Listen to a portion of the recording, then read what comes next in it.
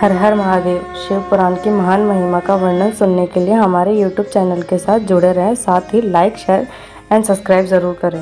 विधेश्वर संहिताएं। पहला अध्याय, पाप नाशक साधनों के विषय में प्रश्न। जो आदि से लेकर अंत में है, नित्य मंगलमय है, जो आत्मा के स्वरूप को प्रकाशित करने वाले हैं, जिनके 5 मुख हैं और जो खेल खेल में जगत की रचना, पालन और संहार तथा अनुग्रह तिरो भाव रूपी 5 प्रबल कर्म करते हैं, उन सर्वश्रेष्ठ अजर अमर उमापति भगवान शंकर का मैं मन ही मन चिंतन करता हूँ। व्यास जी कहते हैं, धर्म का महान क्षेत्र जहाँ गंगा यमुना का संगम है, उस पुण्यमय प्रयाग जो ब्रह्मलोक का मार्ग है, वहाँ एक बार तेजस्वी महाभाग महात्मा मुनियों ने विशाल यज्ञ का आयोजन किया। उस ज्ञान यज्ञ का समाचार सुनकर पौराणिक शिरोमणि व्यास जी के शिष्य सूत जी वहां मुनियों के दर्शन के लिए।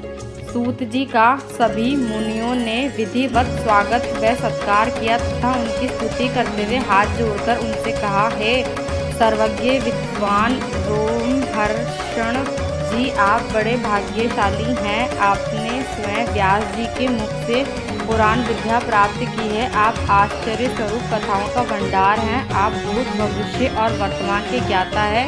हमारा सौभाग्य है कि आपके दर्शन हुए। आपका यहाँ आना निरर्थक नहीं हो सकता। आप कल्याणकारी हैं। उत्तम बुद्धि वाले सूत जी, यदि आपका अनुग्रह हो तो गोपनीय होने पर भी आप शुभाशुभ तत्व का वर्णन करें, जिससे हमारी तृप्ति नहीं होती है और उसे सुनना कि हमारी इच्छा ऐसे ही रहती है। कृपया कर उस विषय का वर्णन करें।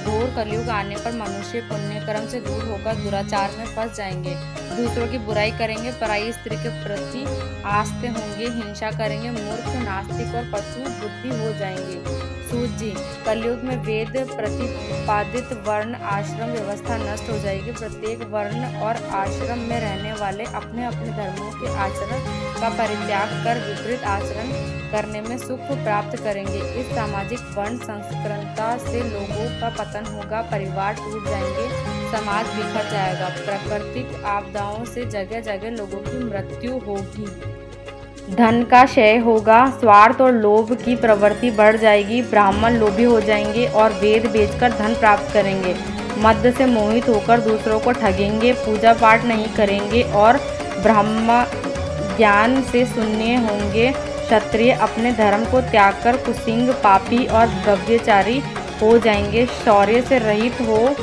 वह शूद्रों जैसा व्यवहार करेंगे और काम के अधीन हो जाएंगे, वैश्य धर्म से विमुख हो संस्कार भ्रष्ट होकर कुमार्गी, धनोपार्जन परायण होकर नाप तोल में ध्यान लगाएंगे, शूद्र अपमान धर्म कर्म छोड़कर अच्छी वेशभूषा से सुशोभित हो व्यर्थ घूमेंगे, वे कुटिल और ईर्ष्यालु होकर अपने धर्म के प्रतिकूल हो जाएंगे, कुकर्मी और वाद विवाद करने वाले होंगे, वे स्वयं को कुलीन मानकर सभी धर्मों और वर्णों में विवाह करेंगे। स्त्रियां सदाचार से विमुख हो जाएंगी, वह अपने पति का अपमान करेंगी और सास ससुर से लड़ेंगी, मलिन भोजन करेंगी, उनका शील स्वभाव बहुत बुरा होगा। सूत जी, इस तरह जिनकी बुद्धि नष्ट हो गई है और जिन्होंने अपने धर्म का त्याग कर दिया है, ऐसे लोग लोक परलोक में उत्तम गति प्राप्त कैसे करेंगे? इस चिंता से हम सभी व्याकुल हैं। परोपकार के सम्मान कोई धर्म नहीं। इस धर्म का पालन करने वाला दूसरों को सुखी करता हुआ स्वयं भी प्रसन्नता अनुभव करता है। ये भावना यदि निष्काम हो तो कर्ता का हृदय शुद्ध करते हुए उसे परम गति प्रदान करती है। महामुने, आप समस्त सिद्धांतों के ज्ञाता हैं। कृपा कर कोई ऐसा उपाय बताएं जिससे इन सबके पापों का तत्काल नाश हो जाए। व्यास जी कहते हैं, उन श्रेष्ठ मुनियों की ये बात सुनकर सूत जी मन ही मन परम श्रेष्ठ भगवान शंकर का स्मरण करके उनसे इस प्रकार बोले। शिव पुराण की आगे की महिमा सुनने के लिए हमारे चैनल से जुड़े रहें।